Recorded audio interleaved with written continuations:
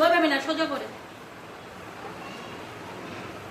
দাও, ফুল দাও, বাড়াতে ডান্নাতে দিতে হয়। দুজনে একসঙ্গে আসছে না। Thank you. এই ছোট ছোট জিনিসগুলো খুব খুব বেদনাদায়ক জিনিসগুলো আজকে। আর একদিন ক্লাস নিয়েছি, কত বকাঝকা করেছি, ধমক দিয়েছি, কিন্তু আজকের দিনটা একটু অন্যরকম ভারাক্রান্ত মন হয়ে যাচ্ছে। ওদেরকে ছেড়ে চলে যেতে হবে আমাদেরকে, আজকেই কিছু করার নেই। তো সবাইকে অনেক ধন্যবাদ, তোমরা সবাই ক্লাস ভালোভাবে করেছো আমার।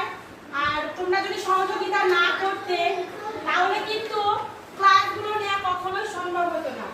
একজন ম্যাম কিন্তু তখনই স্বয়ং সম্পূর্ণ যখন শিক্ষার্থীরা কি করে, শিক্ষার্থীরা এত কলম দিয়ে কি করব, শিক্ষার্থীরা সহযোগিতা করে, তাই তো?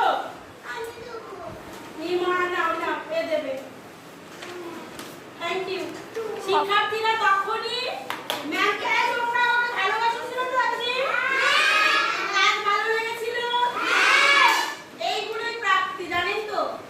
একজন এখনো তো পুরোপুরি শিক্ষিকা হতে পারিনি, ভবিষ্যতে যদি শিক্ষিকা হতে পারি এই জিনিসগুলোই কিন্তু থেকে যাবে, এই জিনিসগুলোই অন্তরের মধ্যে থেকে যাবে আমাদের।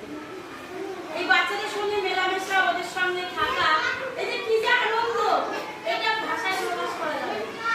আজকের দিনটা খুবই স্পেশাল তোমাদের জন্য।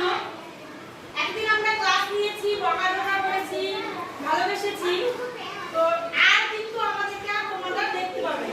সময়ের টানে আমাদেরকে কিন্তু এবার আমাদের জায়গায় ফিরে যেতে হবে। হ্যাঁ, আবার আসবো, একদিনের জন্য পরীক্ষার জন্য আমাদের আবার তোমাদের কাছে আসতে হবে। সেই দিনও তোমরা, আমি চাইবো সেই দিনও তোমরা যেন আমাদের সঙ্গে সবাই সহযোগিতা করো।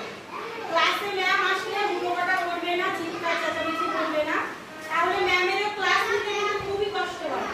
এই যে জোরে জোরে চেঁচাচ্ছি, বাড়িতে কিন্তু আমাদের কষ্ট হয়, জানো তো? আমাদেরও গলা ব্যথা হয়।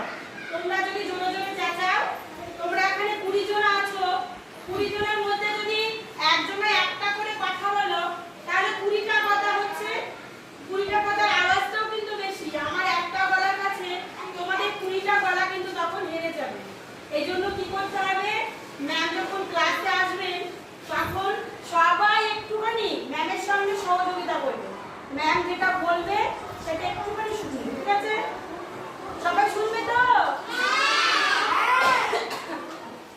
অনেক কথাই বলে ফেলেছি আজকে, আর কিছু বলতে চাই না।